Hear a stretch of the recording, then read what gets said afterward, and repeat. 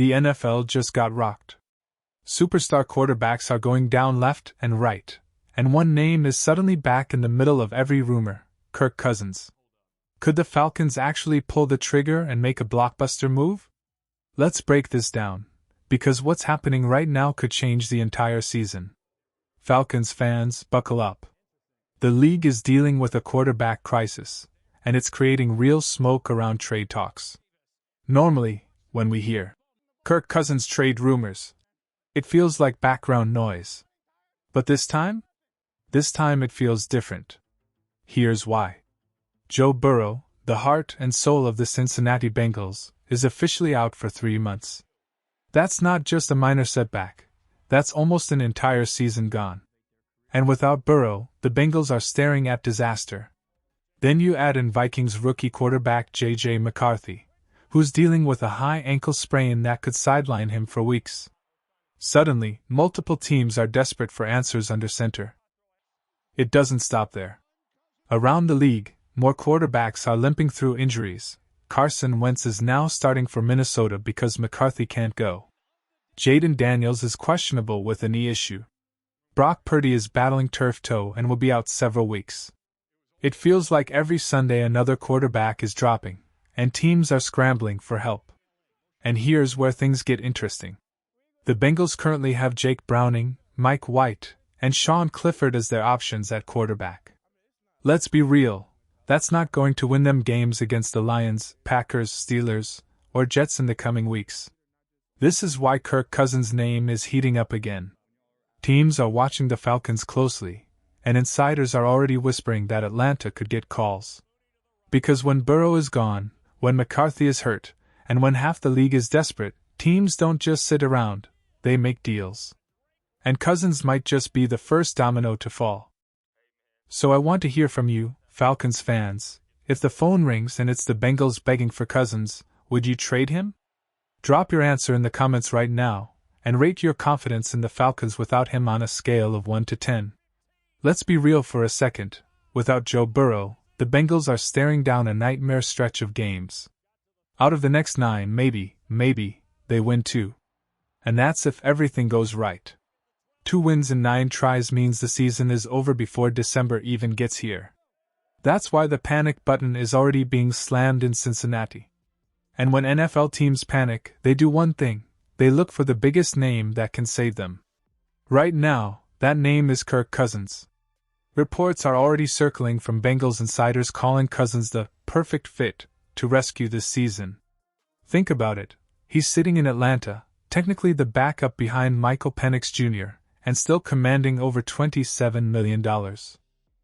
That's insane money for a guy holding a clipboard. The Falcons know it, the Bengals know it, and the whole league knows it. Here's the twist: Cousins has a no-trade clause. He can block any move he doesn't like. But if you're Cousins, would you really say no to throwing passes to Ja'Marr Chase and T. Higgins? That's not just a good fit, that's a dream scenario. But let's flip it back to Atlanta for a moment. From the Falcons' perspective, Cousins is the ultimate insurance policy. If something, God forbid, happens to Penix, you've got a proven veteran ready to step in and lead a playoff push. That safety net is priceless. And here's where the drama really kicks in: the more desperate the Bengals get, the higher Cousins' price climbs. Atlanta is sitting in the perfect spot. They don't have to move him. But if the Bengals come calling with an offer too good to pass up, you bet the Falcons front office is listening. Because let's be honest, compare Cousins to what Cincinnati has right now. Jake Browning? Mike White? Sean Clifford? That's not winning games in the AFC North. Kirk Cousins instantly becomes the best quarterback, and they're building the second he walks through the door. So here's the bottom line: the Bengals are desperate, and desperation means leverage.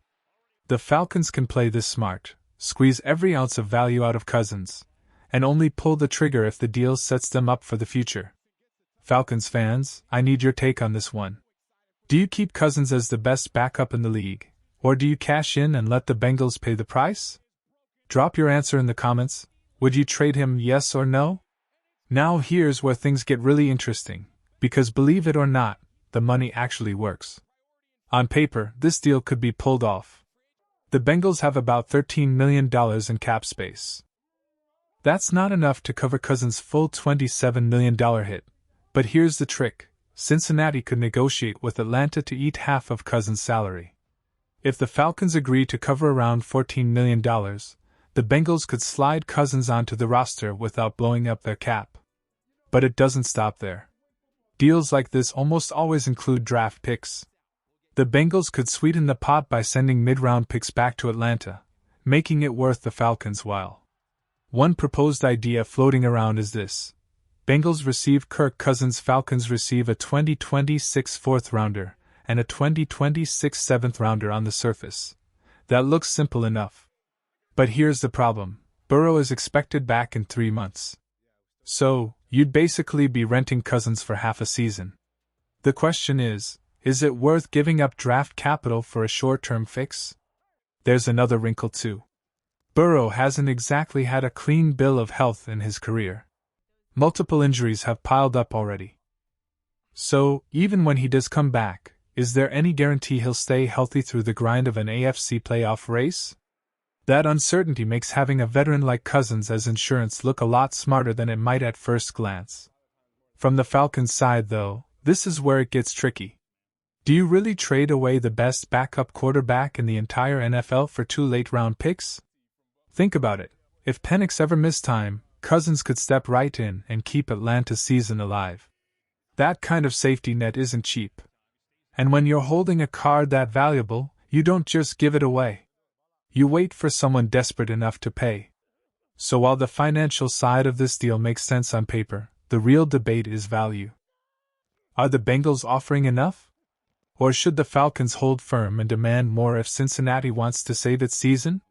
Let's settle this right now.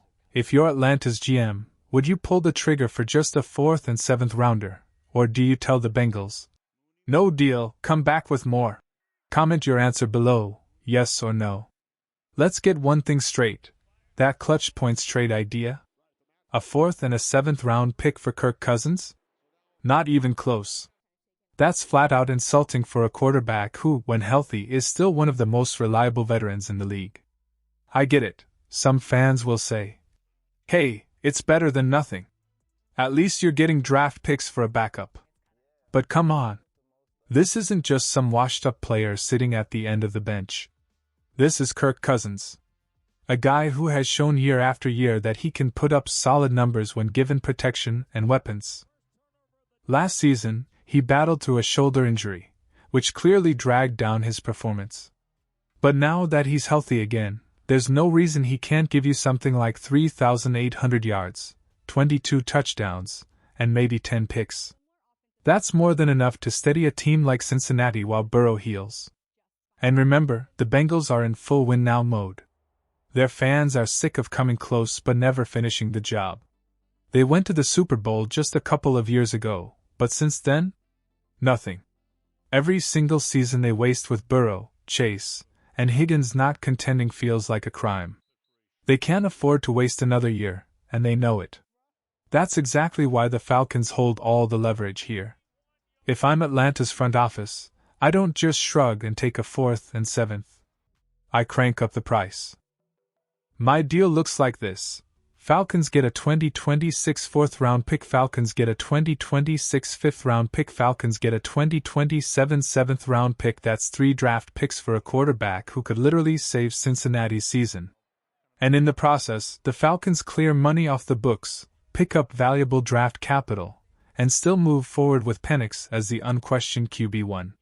Meanwhile, the Bengals get what they desperately need, a steady, proven starter who can keep them afloat. To me, that's a fair deal. It's bold, it's aggressive, and it works for both sides. Anything less than that, and Atlanta should hang up the phone. So I'll ask you this, Falcons fans, would you pull the trigger on my version of the trade?